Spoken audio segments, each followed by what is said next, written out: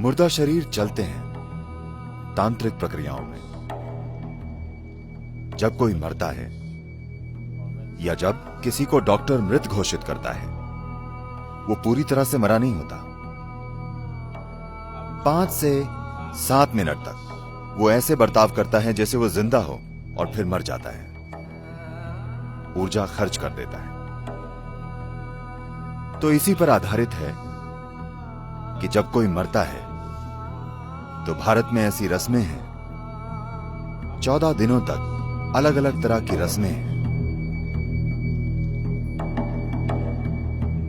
जब शरीर छोड़ दिया जाता है, जब पैर गिर जाते हैं, तब आप चल नहीं सकते। मरे हुए लोग चल नहीं सकते, है ना? ये सच नहीं है। We can make them walk. हम उन्हें चला सकते हैं। भारत के तांत्रिक विज्ञान का पूरा संबंध इसी से है, मरे हुए इंसान को चलाना। मुर्दे चलते हैं तांत्रिक प्रक्रियाओं में। ऐसा कई बार हुआ है, लेकिन एक बार इतिहास में इसे रिकॉर्ड किया गया है। एक योगी थे, उनके जैसे कई हुए हैं और आज भी हैं।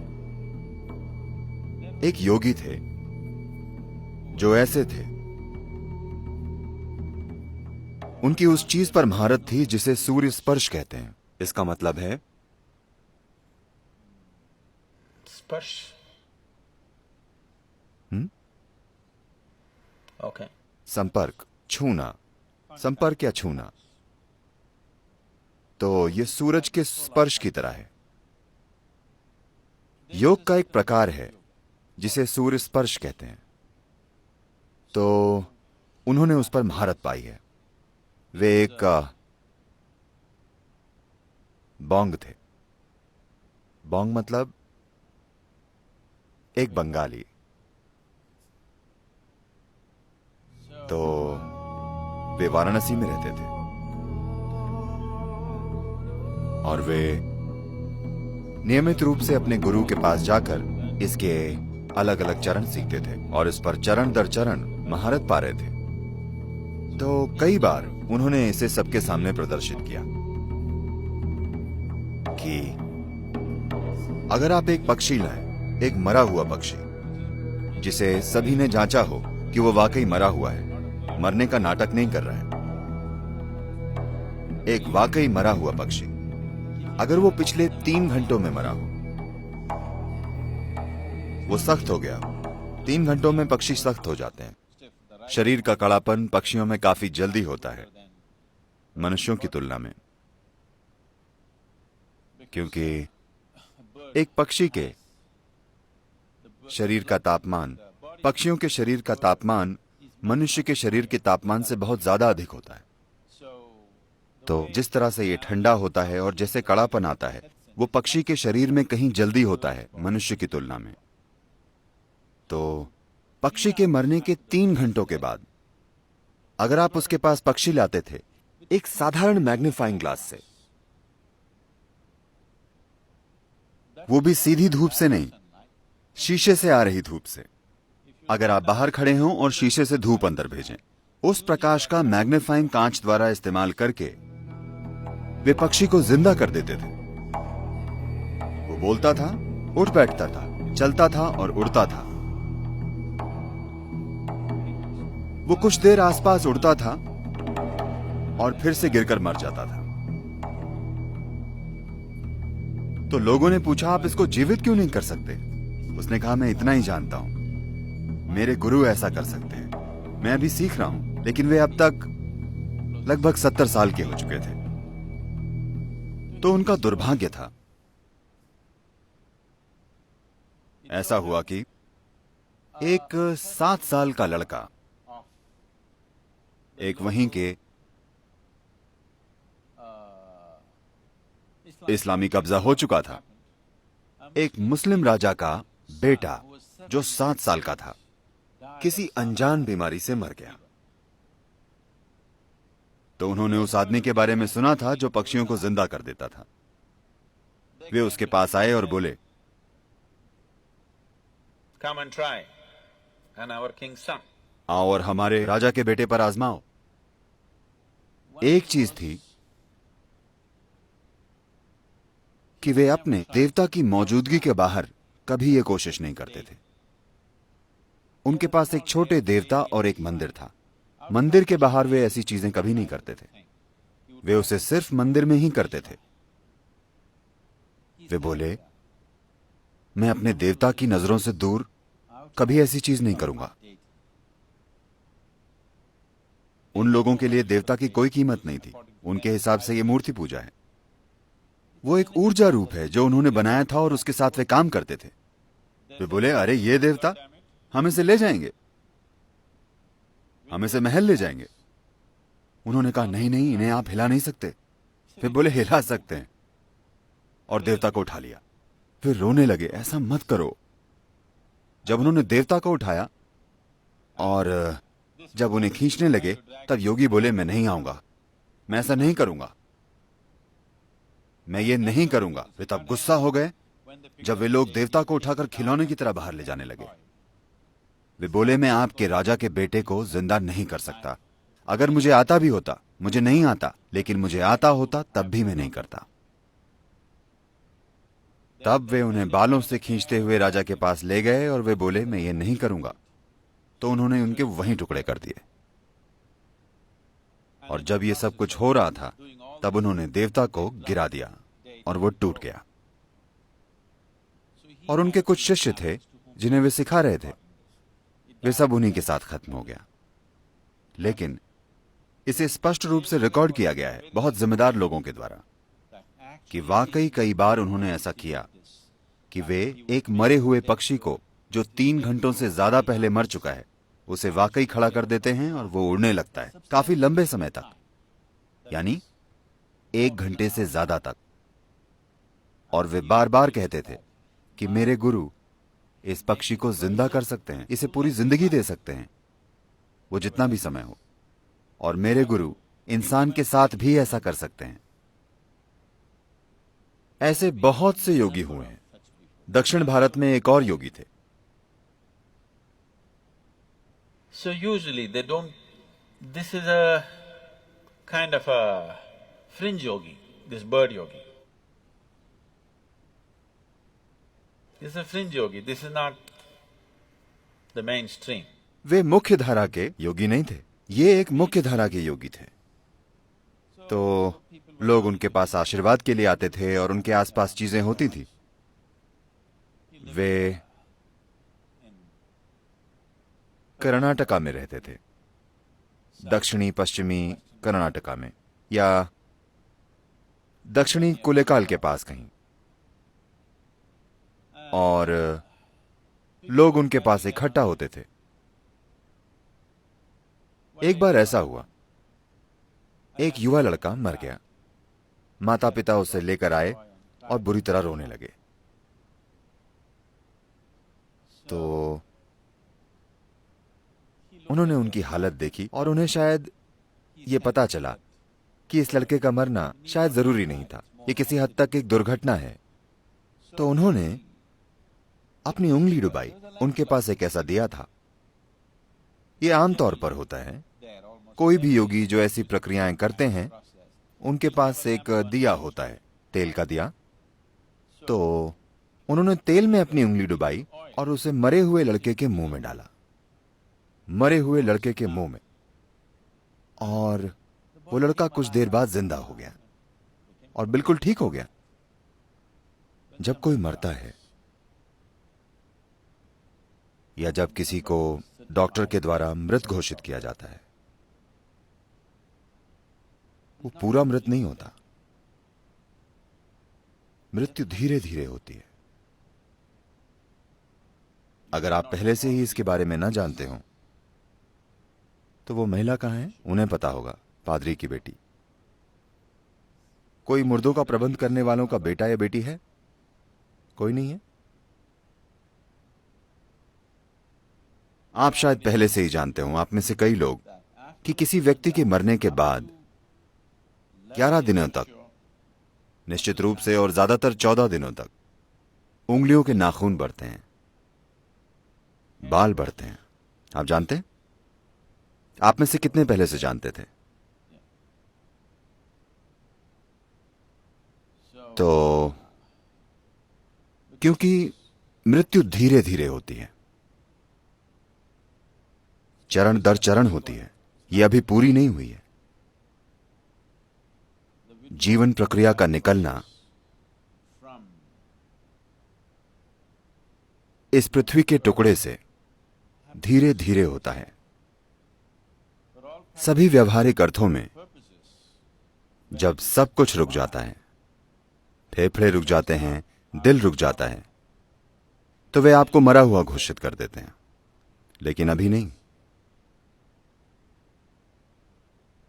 तो इसका इस्तेमाल करके कि जीवन की प्रक्रिया अब भी चल रही है, आप उसे फिर से जागृत कर सकते हैं और सिस्टम को सक्रिय कर सकते हैं।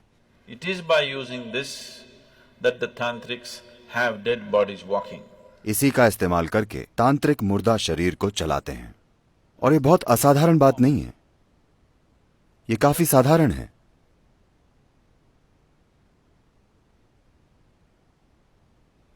और कभी कभी वे इस पर काम कर रहे होते हैं जब दाह संस्कार चल रहा होता है। ऐसा कई बार हुआ है, मैंने खुद नहीं देखा, पर मैं ऐसे लोगों को जानता हूं जिनके पास झूठ बोलने की कोई वजह नहीं है और वे झूठ नहीं बोलेंगे। ऐसे लोग, उन्होंने वाकई एक जलते हुए शरीर को उठकर चलते हुए देखा है। वे उसे आग लगाते हैं, शरीर जल रहा होता है, पर वो उठकर चलता है, क्योंकि उस पल में जब शरीर बाहर से जलने लगता है तब जीवन की प्रक्रिया सिकुड़ जाती है। और कुछ ऐसे स्थान होते हैं जहां जीवन उस पल ज्यादा तीव्रता से घटित होता है। वे उसका इस्तेमाल करके सिस्टम को इस तरह जगा देते हैं कि वो अचानक उठकर चलने लगता है। 5 से 7 मिनट तक वो ऐसे बर्ताव करता है जैसे वो जिंदा हो, और फिर मर जाता है, ऊर्जा खर्च कर देता है। तो ये इसी पर आधारित है कि जब कोई मरता है तो भारत में ऐसी रस्में हैं, 14 दिनों तक अलग अलग तरह की रस्में हैं, और दुर्भाग्य से काफी हद तक इन रस्मों के पीछे का ज्ञान, इनके पीछे की शक्ति खो गई है और लोग बस चीजें कर रहे हैं। जीवन चलाने के लिए वो ये करते हैं, या बस ऐसा किया जाता है इसलिए वे करते हैं। बहुत कम लोग वाकई समझते हैं कि इसका महत्व क्या है, क्योंकि जीवन ऊर्जाएं धीरे धीरे जाती हैं। वे इसमें इतना गहरी चली गई हैं, शरीर की हर कोशिका में। वे बस पुफ से नहीं चली जाती। व्यावहारिक रूप से शायद व्यक्ति मर जाए, लेकिन पूरी तरह से नहीं मरता, वो धीरे धीरे मरता है। तो हम इस प्रक्रिया को तेज करना चाहते हैं। हम नहीं चाहते कि कोई धीरे धीरे मरे। धीरे धीरे मरना यातना हो सकता है ना? धीरे धीरे मरना भयंकर कष्ट है ना? तो ये यातना हो सकता है। तो हम चाहते हैं वो जल्दी जाए। उसके मरने के बाद सबसे पहली चीज है पैरों के अंगूठों को बांधना। क्या आप अब भी ऐसा करते हैं या नहीं? अंगूठों को बांधना, क्योंकि अगर आप अंगूठे ना बांधें तो शरीर के निचले हिस्से से जीवन अंदर आने लगेगा। वो जीना चाहता है, क्योंकि शरीर की सभी कोशिकाएं मरी नहीं हैं, वे अब भी जीने की कोशिश कर रही हैं। वे ऊर्जा खींचने की कोशिश करेंगी। जब वे ऊर्जा खींचने की कोशिश करेंगी तो कुछ शक्तियां शरीर में घुसेंगी। आप नहीं चाहते कि आपके प्रियजन के साथ ऐसा हो, तो जैसे ही वो मरता है आप अंगूठे बांध दें। अब कोई बाहरी सहारा नहीं होगा, वो काफी जल्दी जाएगा। अगली चीज है, आप उसे पानी से धो दें,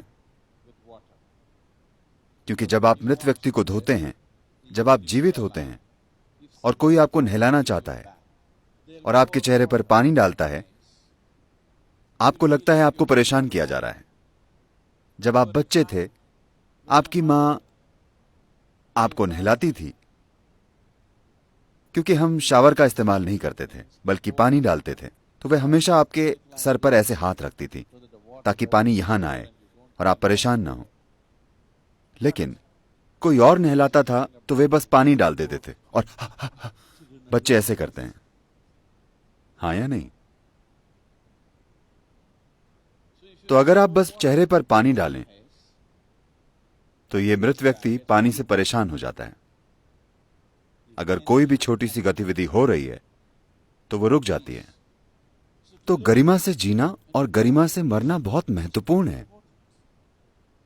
मृत्यु कोई अजीब विषय नहीं है जिसके बारे में हमें बात नहीं करनी चाहिए। ये यहीं मौजूद है, हम सभी के लिए आगे बढ़ रही है ना? धीरे धीरे परिपक्व हो रही है। एक दिन ये पूर्ण हो जाएगी। ऐसा लंबे समय के बाद होने दीजिए, लेकिन फिलहाल ये परिपक्व हो रही है ना? तो अगर आप जीवन को अच्छे से समझते हैं, बिल्कुल अच्छे से, तो आप शरीर से इस तरह से बाहर निकल सकते हैं कि आप पूरी तरह से बाहर आ जाएं, आप सब कुछ इकट्ठा करके चले जाएं। अगर आप इस तरह से जाएं तो हम आपको दफनाएंगे। हम आपके शरीर को नहीं जलाएंगे क्योंकि हम आपके ऊपर लकड़ी बर्बाद नहीं करना चाहते।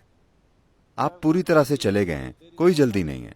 हम आपको 1 या 2 दिन रखने के बाद जला सकते हैं। तो मैं कह रहा हूं, ये एक ऐसी संस्कृति है जहां हम जीवन और मृत्यु को बिल्कुल अच्छी तरह से समझते थे और उन्हें वैसे संभालते थे जैसे उन्हें संभाला जाना चाहिए। पहले 14 दिनों में आप बहुत मदद कर सकते हैं मृत व्यक्ति की। ये संस्कृति, ये विज्ञान इस देश में एक बड़े तरीके से विकसित हुआ, पर फिर भ्रष्ट हो गया। तो जो एक बहुत ही सुंदर विज्ञान था, वो व्यापार बन गया और व्यापार भ्रष्टाचार बन गया।